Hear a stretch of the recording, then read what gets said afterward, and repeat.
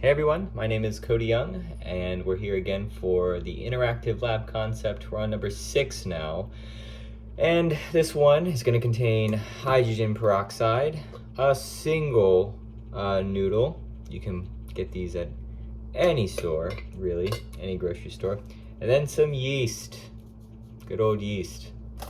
And I have a box of matches as well. We're going to use those too. So I'll just set up the reaction to start. We're gonna plug the little hole with the noodle so it stands just like that.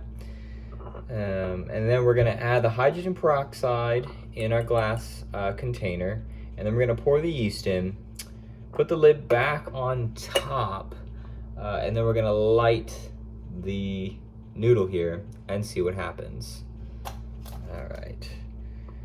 So it's important to ask the question, why are we using yeast? Why does that matter with hydrogen peroxide?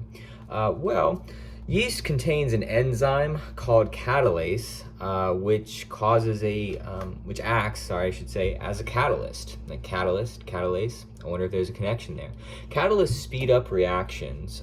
So by itself, hydrogen peroxide, we know it's in a brown bottle because when hydrogen peroxide is exposed to light, it's going to separate back into its normal components, right? Light is going to decompose it. So what the catalase in the yeast is doing, it's going to speed up that reaction. So we're not sitting here forever waiting for the bubbles and the reaction to occur just by its own, just by the light reacting with it. So catalase itself, you may think like, oh, maybe that's only in yeast. Well, you'd be wrong, friend.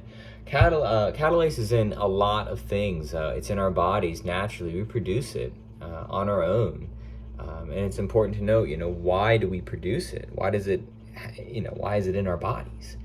This is because hydrogen peroxide is a byproduct of cellular metabolism. So the hydrogen peroxide can do some pretty nasty stuff to our bodies when left unchecked, right? So it can break apart and yield to, if catalase wasn't in our bodies at all, and the hydrogen peroxide was allowed to just build up inside of our bodies, it would break down into hydroxyl radicals. And so as we know, that's pretty potent stuff. And it can attack important biochemicals like proteins, DNAs. So catalyst decomposes the hydrogen peroxide before it can form this hydroxyl, this nasty stuff. And if we didn't have it, we'd die, 100% dead. All right, so let's get to the main event. Let's start the reaction. Let me fix my contacts here. All right. Hydrogen peroxide goes in. And it's worth noting, the firefighter in me is screaming, be safe when you do this. Anytime you play with fire, there's always a risk of something. That's why I'm right here next to my sink, a water source that can put out the fire, put out the flame. Please don't be starting any house fires for a college chemistry class. It's not worth it. All right. So we're gonna pour in our yeast. Okay, and then I'm gonna quickly cover the lid, kind of create a seal with it. And it's also important to note that this is separating quickly, just like I said, okay? Now we're gonna light it. We're gonna light the noodle, and the noodle is serving as our fuel, and the oxygen that's coming apart from the reaction happening is gonna be the catalyst, actually the oxidizer. So once I get it to light here,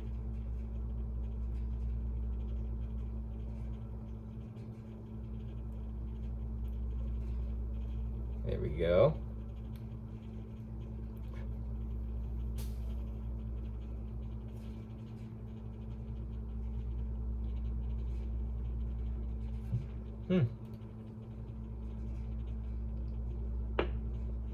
Well, that reaction didn't happen the first time I tried it when I was doing this. So why didn't it work like it did in the video that we saw? Perhaps I didn't add enough yeast to speed up the reaction of the hydrogen peroxide. It's probably a good assessment, fair assessment, because when I did this earlier to test it out, I added an entire pack of this and about a third of it hydrogen peroxide, and it was ripping and roaring, and I thought I had to take it outside for a second because I was like, oh boy. So I tried to lessen that, and so I wouldn't get such a strong reaction. So I added maybe like a quarter of the packet of this and a little bit less hydrogen peroxide. So it didn't quite work out as planned, but I think we get the concept, right?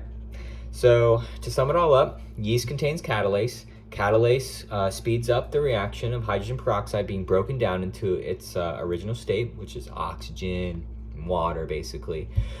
And that oxygen is going to be, that reaction, the bubbles are happening, that oxygen's escaping. So the noodle was going to serve as kind of like we were creating a little vacuum in the noodle. The oxygen was going to only have one place to travel.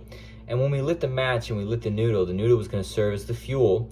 And the oxygen was going to help continue the fire to go, right? Because we talked about our fire triangle: oxygen, fuel, heat source, all that stuff coming together to make the flames. So that's what was going on, or what should have gone on. But like I said, we identified the issues.